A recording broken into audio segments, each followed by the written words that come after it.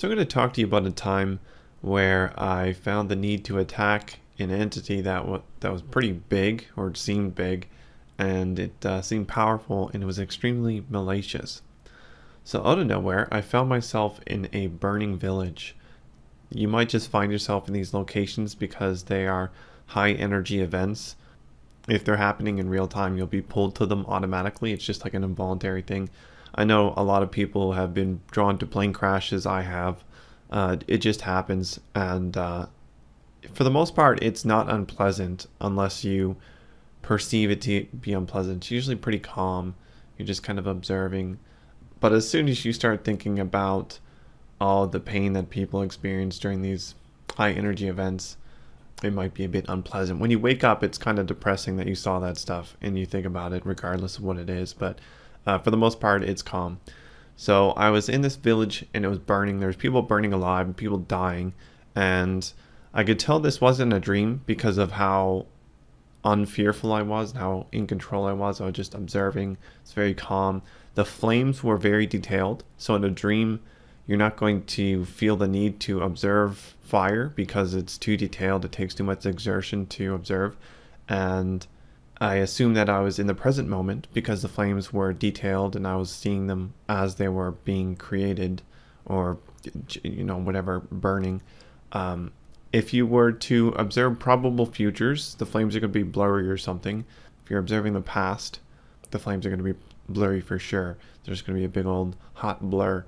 But I was able to establish that this was happening in the current time because of the flames and other just things that I felt, like the environment and how people were responding intelligently to me and stuff.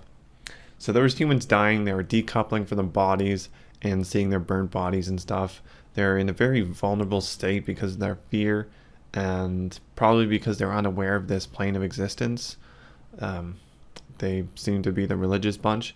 And there was this entity that was floating around. I perceived it as about 15 feet in diameter, and it was darker than any black that you could see in the physical universe, just because it absorbs all energy, not just light, if there are to be light in the astral world. And that's as dark as it gets.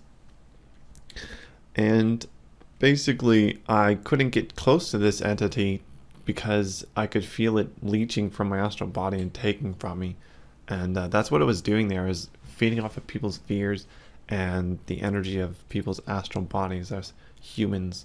And I don't think it was physical at all. I don't think it was ever in a physical body of any sort.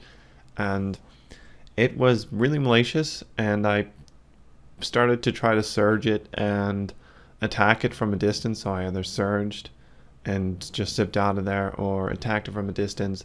And it didn't even put a dent in this entity. It's really powerful. It was really odd how I just couldn't get it away from the humans, because it was really messing with the humans, or the people that used to be humans. They're no longer human in the physical sense after they die, other than the fact that they bring their conditioning into their into the astral world. They have their biped, and that's a whole different story though. Basically, I couldn't combat this entity. It was just too powerful and too agile. It's kind of depressing because usually entities this negative and this messed up and disturbed, they're not agile, and they don't have lots of combative capabilities just because of how their astral, like the state of their astral body, it's unhealthy. But this being was pretty powerful, so I couldn't really do much. And I was only attacking it because it's an immediate effect, just like in the physical universe. If you want somebody to get out of your face, for instance, you can hit them in the face and the effects are immediate. But this is not a permanent solution to anything in any plane of existence, because you're just going to disturb that being even more. They're going to want to hit people in the face, maybe not you at the time. They might be a bit fearful, but they want to hit something, and it's just not going to be a resolution for anything. But this particular being was giving these deceased beings a traumatic experience. So I'm not worried about their astral bodies, because the astral body is resilient. I'm more worried about the traumatic experience that they have after they leave their physical body for, permanently, because if you get a traumatic experience, you get a bad start when you get a body, you can be stuck in a hellish environment for a very long time. Well, it's a hellish state. I'm trying to put emphasis on state of being instead of various places or frequencies that you find yourself in. I think it's mostly about the state of your higher self or your total being that determines your environment, not the actual spatial environment itself. But anyways, I want to make sure that these humans have a good start after they get out into the astral world permanently. And I don't want them to be stuck in any religious territory or any hellish state. So I was attacking this entity to get it away from them, and it wasn't working out. So after a while, I just kind of stalked it to see what it was doing, like analyze it a bit, because I was unsure how to combat it or deal with it. And it kept doing what it was doing, and I didn't know what to do. But eventually these 4 beings came by.